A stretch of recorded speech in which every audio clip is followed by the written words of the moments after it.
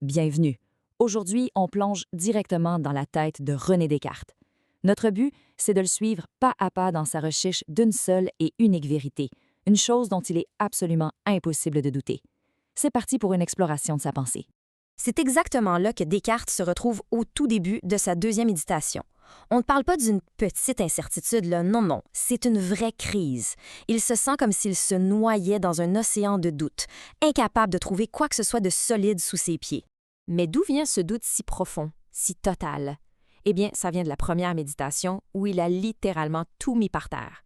L'idée que nos sens nous mentent, que la vie n'est peut-être qu'un rêve.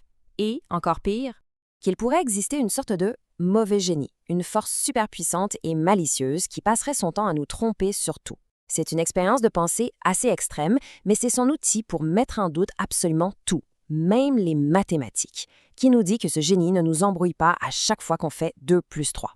Alors, à partir de ce point zéro, de ce doute absolu, la mission devient très claire. Il faut trouver une chose, une seule, qui puisse résister à ce mauvais génie. Une fondation sur laquelle on pourra, peut-être, tout reconstruire. Et cette comparaison avec Archimède, elle est juste parfaite. Ça montre vraiment l'ambition de Descartes. Il ne demande pas grand-chose, finalement. Donnez-moi un seul point fixe, une certitude, et avec ça, je pourrai soulever le monde entier de la connaissance. Et c'est le moment clé de toute la méditation. Après avoir touché le fond du doute, Descartes va complètement renverser la situation. Il va se servir de l'âme du mauvais génie contre lui-même. C'est la tromperie qui va devenir la solution. Voilà la question. La question qui change tout. Pensez-y. Pour qu'il y ait une tromperie, il faut bien qu'il y ait quelqu'un qui se fasse tromper. On ne peut pas tromper rien du tout. Et c'est ça le cœur de l'argument. Le simple fait d'être la cible d'une tromperie, peu importe à quel point elle est parfaite, ça prouve que la cible existe. Même si chacune de mes pensées est fausse, le fait même qu'il y ait une pensée, ça prouve qu'il y a quelque chose qui pense. Et voilà, c'est le fameux cogito, la toute première certitude, inébranlable, le point fixe d'Archimède.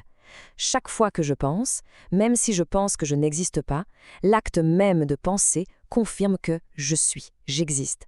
Le mauvais génie peut bien essayer de me tromper sur tout, mais il ne peut pas me tromper sur le fait que j'existe pour être trompé.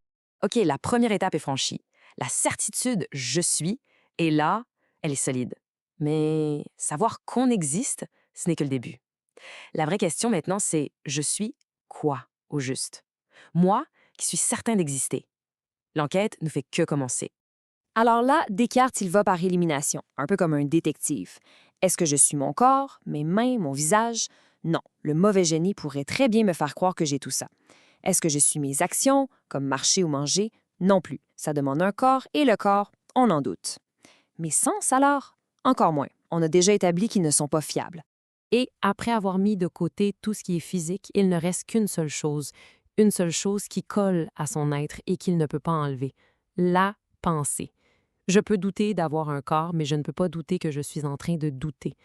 La pensée, ça, c'est indissociable de moi. Ce qui est fascinant ici, c'est à quel point sa définition de pensée est large. Pour Descartes, penser, ce n'est pas juste raisonner.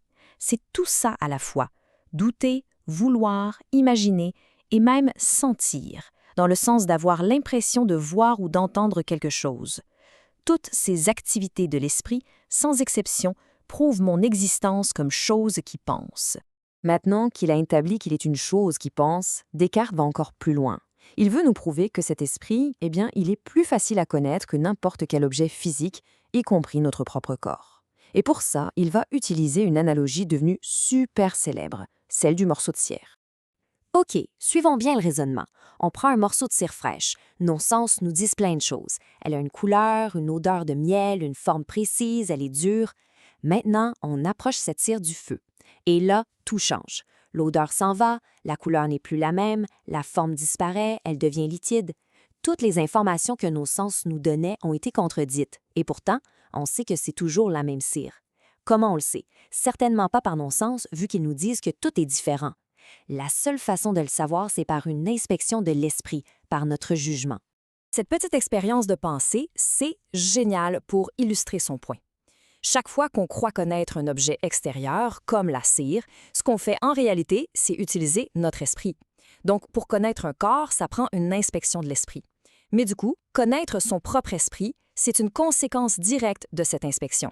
La conclusion, elle est vraiment forte. Si chaque fois que je tente de connaître le monde, je confirme d'abord et avant tout l'existence de mon esprit qui est en train de connaître, alors cet esprit est la chose la plus certaine et la plus facile à connaître de toutes.